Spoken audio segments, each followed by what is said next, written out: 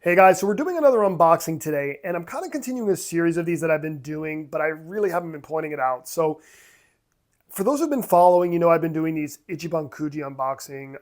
If you don't know what Ichiban Kuji are, please check out this video I did on them. I kind of break down what they are in Japan, and they're pretty cool. But something about figures in Japan in general, anime figures, is for the most part, figures are boring. Like, it's just a character standing doing nothing. Sometimes they might be doing a pose, but for the most part, it's just their arms at their sides, just standing there, like, just they're boring as hell. But within the past, like, I'd say maybe 2 years, it's very recent, the Ichiban Kuji figures for Dragon Ball, and possibly some of the other anime, I don't really follow them, but they've been doing these things called Revable Moments. I believe it's just a poor pronunciation. They're trying to say relivable moments. And what they are actual scenes from the anime and the manga, I mean, as opposed to just a character doing nothing. Most of the ones that I've picked up so far are like actual action scenes, two characters fighting, like you can see some of them here. Currently, there are 9 of these in total. I actually have 5 of them, so I'm almost there. The one that eludes me the most, unfortunately, is Grandpa Gohan and Goku when they're reunited. This one is one of the last ones, which I've mentioned before, which are quite pricey. But I have most of them now, and I just picked this one up because I really wanted this one. This one came out, I think, last year. And for those who can see it clearly here, this is a iconic moment from the series with Oolong making his wish to Shenron. It even has the quote in Japanese, girls' panties, basically, give me some girls' panties. At the bottom here, you got your prize. It's actually the B prize. Doesn't make too much difference. Like, generally, for those who follow these, like, A is the highest prize, not including the last one. But technically, the way these prizes work is the letters mean absolutely nothing. The value of these will honestly come down to the figure themselves. There are times the D prize is the most valuable one in the lot, and it's just because that figure is just a larger figure or it's just a more sought after figure. This one, when it came out, was quite pricey, but price has gone down, which is why I was able to pick it up. I believe when this came out, it was kind of hot, maybe around 5-ish thousand yen or so, which for me is a bit steep. I don't like spending that much on a figure. I got this bad boy for around 3,000, so the price has come down. This is it says there, of course, Oolong and Shenron and Revible Moment. So we're gonna crack this open and take a look. Okay, guys, so I just want to go over the Revable Moments quick. The Revable Moment figures are actually part of, so Ichiban Kuji for Dragon Ball, they kind of have like a different series they do. For example, they have these ones called Snap Collection, Snap as in a photograph, and these are, essentially a lot of them are Toriyama art. Some of them you could say are scenes from something, but most of the time they're just the artwork, they're not from the actual anime. They also do Fantastic Adventure. They'll just do more simple ones, like the Daima one was just Daima. There was nothing special about it. They have Dragon Ball EX, which I don't really understand. It's just more figures. They do, versus Omnicross. I don't understand what that means, but a lot of times these are master lease ones, the Omnicross ones. Master lease are really high grade figures, basically. This year we are getting 40th anniversary stuff that's kind of not really connected to their usual series, Snap Collection, all that stuff. But the 40th anniversary, there are 2 of them, October and December. We're getting really sweet ones. The Assemble collection is the one they recently did. I posted, I got 2 of the figures. They're these smaller figures, but again, it's just this wide assortment of, figures you usually don't see, for certain characters. So Revable Moment figures are figures that are part of this thing called Dragon History, and there currently are only 2 of them. The first one came out last year in August, and that, of course, had Goku versus Vegeta, Goku versus Piccolo, Frieza and Goku, and then the last one being Bulma and Goku. The one that just came out this past April is where this Oolong figure is from. It also had Gotenks, Cell and Vegeta, Goku, when he does his final attack against Piccolo Daimao, And the last one there is Goku and Grandpa Gohan, which I really want. It's absolutely adorable.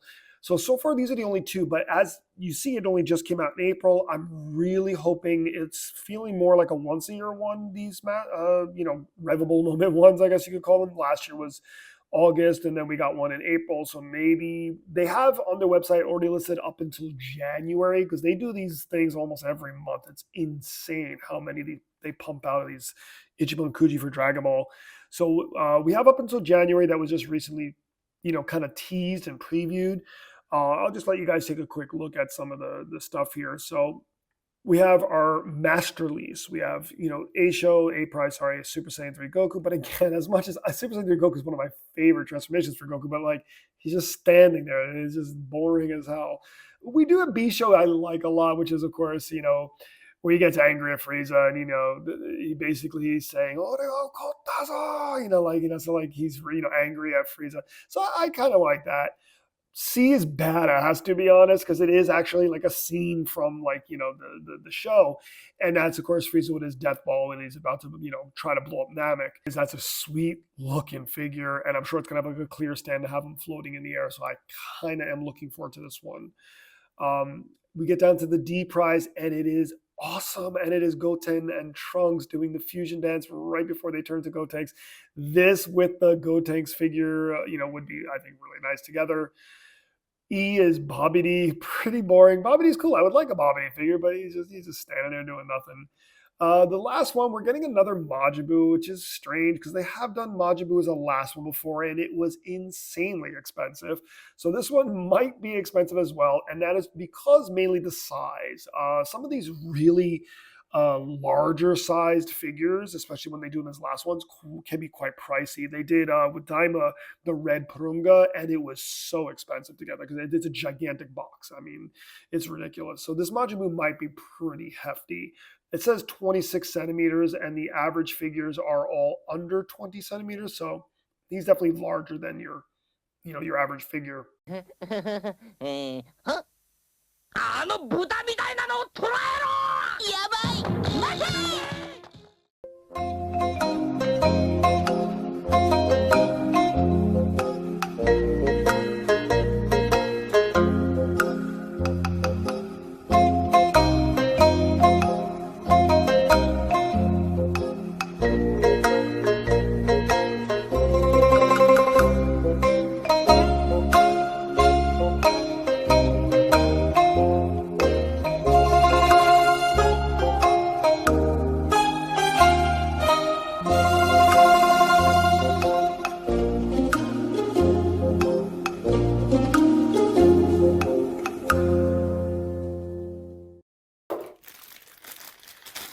Like I said, I've been collecting these for a while, and I pointed out in the big video I did recently on Ichiban Kuji, they never disappoint with the storage point of it. Like, how they store these in the boxes. I've never seen anything damaged before.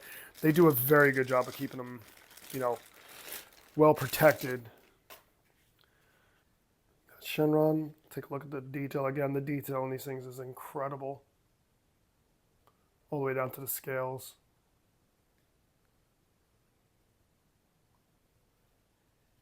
Like currently, like when it comes to Dragon Ball figures, they call them figures. I mean, they're essentially just statues. The two main ways to get them nowadays in Japan, Ichiban Kuji, as I'm showing you here, as well as UFO Catcher, they're crane games, basically.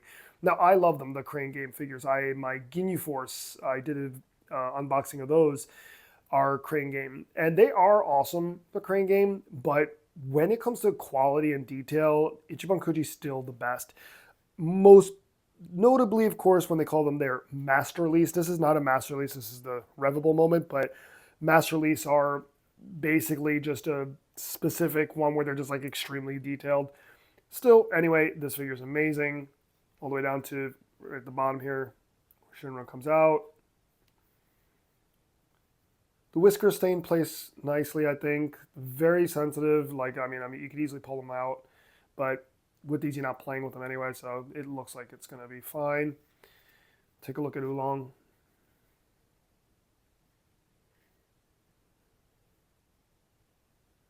See if we can get a little closer for Oolong. Yeah, the detail on his face is wonderful. Now, they give you this little plastic base, and it might seem to yourself, where the hell are you supposed to put it? Most of the weight is on the back end here, but every time I put it down, it seems to be fine. However, how this works is you put the base here. It just helps support it, which I do think is a great idea. And when you have this figure set up, you'll never notice the base anyway.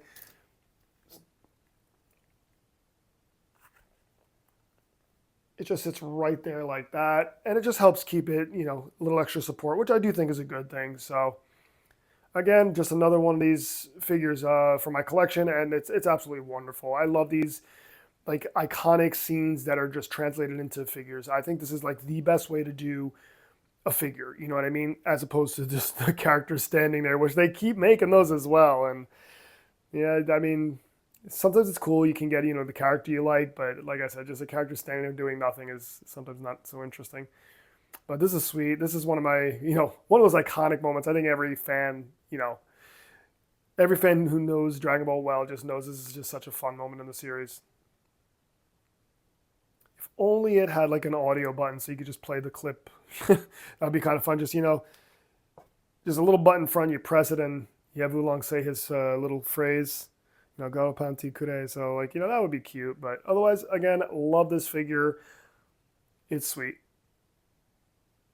So I hope you guys enjoyed this unboxing. I'm currently working on the next part of the Dragon Ball Super manga versus anime. I'm so sorry it's taking forever on that one. It's a lot of research. Trust me, guys. It's a lot of research.